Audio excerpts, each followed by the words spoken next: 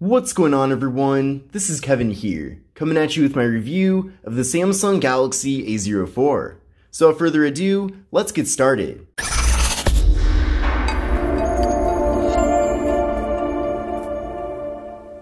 Now, the Galaxy A04 was launched back in October of 2022, and this device is certainly meant to be a very affordable handset from Samsung. In fact, it's pretty much one of the lowest end phones in the brand's A series. Now, even though this phone was launched so far back, and I've actually had it for quite a while, I haven't really had a chance to cover it here in the channel, but I figured better late than never, which is why I wanted to make this video. Now, before I get too far into things here with the phone, I do want to show you what all comes included in the box. You'll be getting some literature, a USB wall adapter, which you can see in this situation is not for North America. You're also getting a USB-C cable for charging and data transfer, and you're getting a SIM card removal tool. Now, with the Galaxy A04, we're getting a very large 6.5-inch display. So despite this being a lower end phone, I do appreciate that we're still getting such a large canvas here for consuming content and really doing anything else on the phone. I personally don't like phones with small displays, so anytime I'm using a phone with a bigger display, I'm certainly a big fan of that. Now, to make things even better here, the display is PLS LCD, which is actually really good for a phone in this segment, and the display is 720p, which is a bit unfortunate, but it still looks very crisp and clear. We're getting a PPI of 270, a 20:9 aspect ratio, so a more narrow but taller form factor, and we're getting an 81.3% screen-to-body ratio. So a little bit of a thicker bottom bezel, and we do have a notch up top here. Now, this display really does look nice. I really appreciate that we're getting solid colors here as well. And I remember maybe 4 or 5 years ago, if you wanted to use a phone that was well under $150, you'd be using a phone with a display that you really wouldn't even want to be looking at. So the fact that this display here on the phone actually looks really nice is especially impressive for how low end this phone is meant to be. But in the notch up top, we do have a 5-megapixel front-facing camera,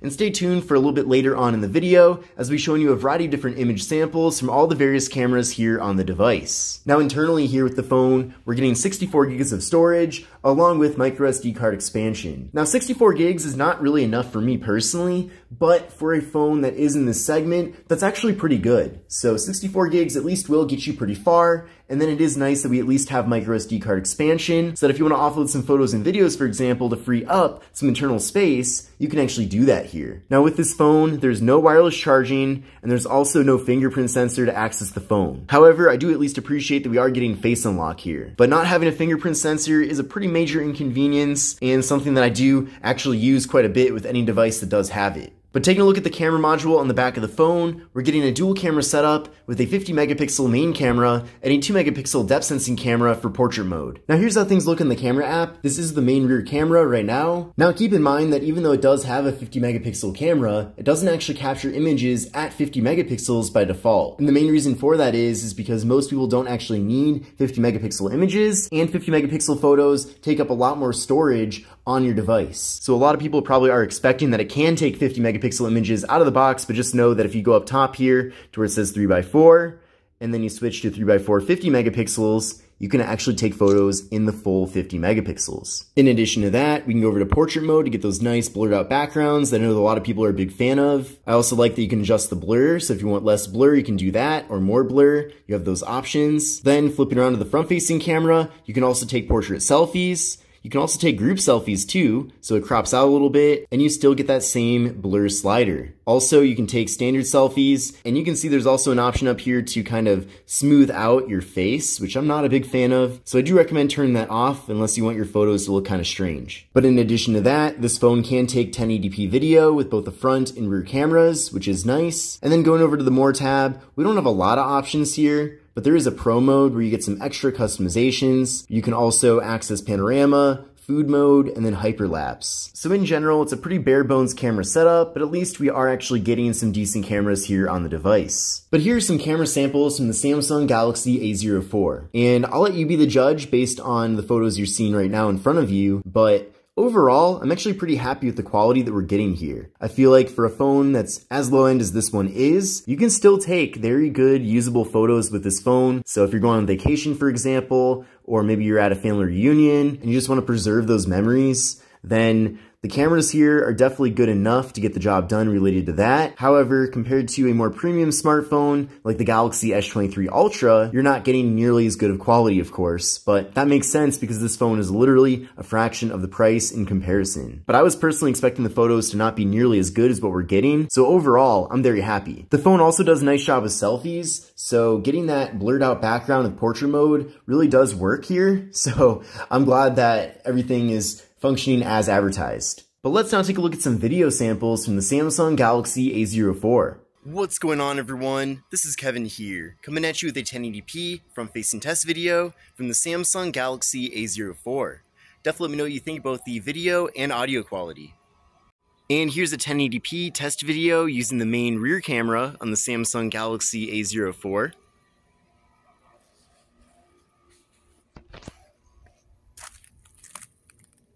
And we have very quick autofocus in video mode, which is great.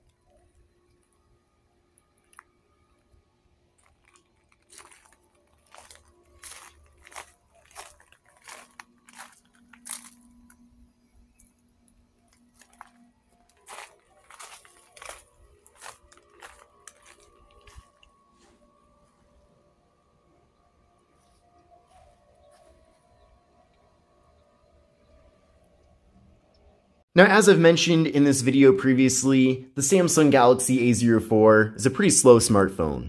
And considering that it is one of the lowest end phones in Samsung's A series, you should expect to find a lot of compromises given that this phone is so affordable. And I think the main theme of this video really comes down to, should you save money by going for one of the lowest end brand new devices? Or are you better off buying a phone that's maybe a year or two old, but buy it used, and maybe you'll get a better experience, but still pay the same amount of money? And generally, I would steer people in that direction. I think for most people, they're gonna find themselves to be pretty disappointed with the A04 after using it for literally maybe a day or two, because it is so slow. Now, on the other hand, if you're just looking for a smartphone for phone calls, text messages, going on the web now and then, maybe some email, and maybe social media now and then, and that's pretty much it, then you probably will be fine with this phone. But if you are someone who uses your phone a decent amount, then I definitely think you will be frustrated that it's not that fast. But with this device, we're getting 4 GB of RAM and the MediaTek Helio P35 processor. Now, I did run a benchmark test with this phone using Geekbench 6, and here are the scores that I got from that test. So I got a single core score of 176 and a multi-core score of 838. So what I recommend doing is running this test on your current phone and then compare your scores to these scores to get a better idea of how the A04 measures up against your current device. Because one thing's for sure, if your current phone is faster than this phone, then that doesn't really make this much of an upgrade at all. Another limitation with the Galaxy A04 is that it's not compatible with 5G connectivity. So with this phone, you are limited at just 4G LTE,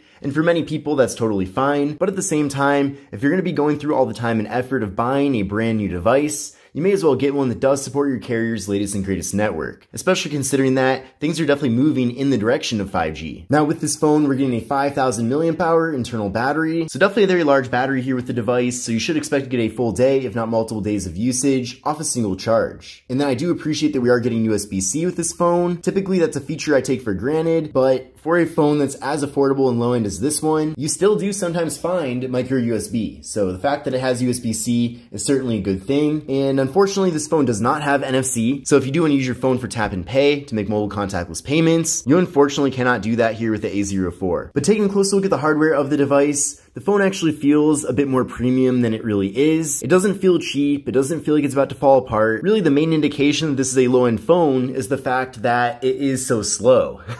But the phone is made completely of plastic besides the display, which is made of glass. And since it is made of plastic, I do recommend pairing it up with some sort of case so the phone doesn't get scratched up as time goes on. You probably also noticed that the phone does pick up a lot of fingerprints, which is certainly a downside with having a glossy back. So I do wish this phone had a matte finish instead. But taking a look at the left side of the device, we have the slot for the micro SD card and SIM card. Then on the right side, we have volume up, volume down, and the power button. Then up top here, we have the noise canceling microphone. And then on the bottom of the phone, we have the 3.5mm headphone jack, microphone, USB-C port for charging and data transfer, and the speaker. And then on the back of the phone, we have the Samsung logo, camera module, and flash. Also, you can see around the camera module itself, the plastic kind of warps a little bit, and the design of the phone is certainly meant to be that way, but at the same time, I do kind of feel like it does look cheap. What's cool about this phone is that it's not necessarily a complete redesign from that predecessor model, but rather they took the best things of the A33 5G and then made them even better. So one of the best things about the Galaxy A04 certainly has to be the large display that we are getting here with the phone. So you'll be able to watch video content on this big canvas, and things do look really good. And even though there is no stereo audio with this phone, and we just have audio coming out of the main speaker, the device still does get very loud. So if you do want to sit back, relax, and watch some video content, you can certainly do that here with the phone. And then as I mentioned earlier in the video, even though the display is only 720p, it still does look pretty crisp and clear, and certainly doesn't look like a bad looking display. And also colors are good here too, which makes things even better for watching videos. So in conclusion, despite this being a very slow smartphone and also lacking quite a few features, I do think there might be some justification to buy a Galaxy A04. And it really comes into if you can get this phone for a really good deal or not. So I have linked to it in the video description. Certainly take a look and see what it's being offered at. But overall, I think you have to make the choice of whether you want to go for a brand new, really low-end phone, or just get a used phone that is maybe a few years old, but a more powerful device overall. So that's really up to you to decide, but I think you need to kind of weigh your options related to that, and then choose from there what makes the most sense. But this concludes my review of the Samsung Galaxy A04. Most importantly, let me know what you think in the comment section below about this device. But with all that said, this is Kevin, and I'll see you in the next one. Take care and have a great rest of your day.